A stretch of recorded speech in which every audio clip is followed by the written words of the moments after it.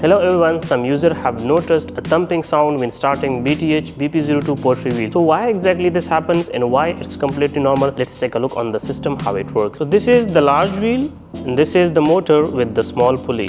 And this is the belt connecting them together. The motor drives the small pulley and the belt transfers the motion to the large wheel. The belt is always under tension and it bends much tighter around the small pulley than the large wheel, and this is really important. So when the machine sits unused for a long period of time or in low temperature, the belt can develop a slight memory around the small pulley of this tight curve. In technical term, it relates to blast transition or temporary loss of elasticity. So when the machine starts running, the belt segment, which was tightly curved, has straightened as it moves onto the large wheel, and that changes creates vibrations, and that what produce a thumping noise. So there is also another factor. When the machine stays still for a long period of time, the pulley and the belt surface can slightly stick together at a microscopic level. This is a common effect of friction science. When the machine starts, it goes through a stick-slip cycle. This repeating motion can create vibration, which is the sound you hear. So this was all about the explanation of thumping sound. Now let's try to run the wheel in real time.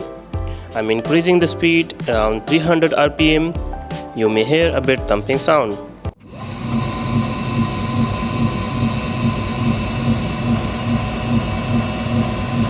So this is completely normal for belt-driven system. It does not affect performance, stability or durability. If you have any further questions, feel free to contact us anytime. Thank you so much.